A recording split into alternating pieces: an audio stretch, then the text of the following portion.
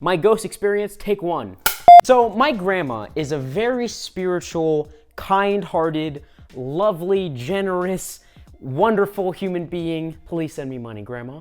I'm broke in Los Angeles. Now, she's very spiritual. She believes in karma, astrology, and a ghost. And when I was 14, I started to believe in one of those things because of this experience. Spoiler alert from the title, it's ghost. So I grew up in a performing arts theater. Like, I literally was there my whole life. Like, my mom worked there while she was pregnant with me. My grandparents practically run the place. The theater I'm talking about is the Gard Art Center, New London, Connecticut. So my grandma would always tell me about the ghost encounters that some other people in the theater have had, past workers and patrons. And then she would always reassure me and say, they're kind ghosts, they'll never hurt you, they're kind ghosts. The Guard only attracts kind human beings. Now, I didn't really believe her. As a magician, I feel like I'm one of the biggest skeptics in the world. So until something was proven to me that ghosts exist, I would not believe in ghosts, that's for sure. Now, since my grandparents ran the theater, they were always there after hours, even when nobody else was in the building, and I would come and play on the stage. This one very specific night, I was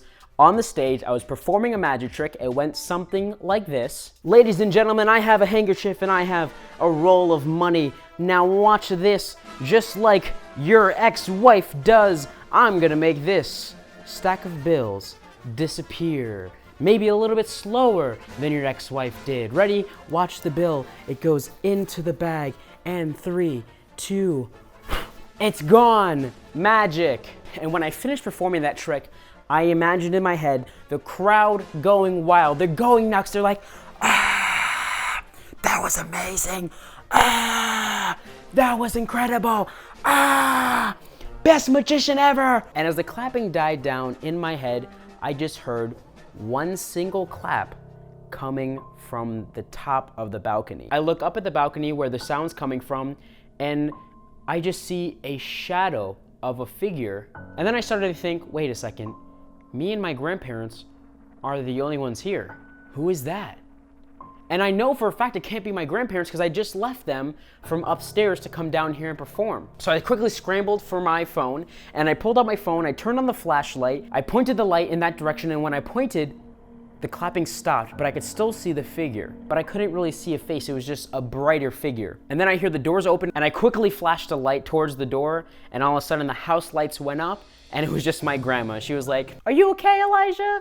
You seem like you just saw a ghost," which of course is the most ironic thing to say at this point, because I think I did. And then I quickly glanced back up at the balcony, and no one was up there. And then I just kind of hopped off stage, went with my grandma, and I never told anybody of that experience until now. And that's the story of how I started to believe in ghosts.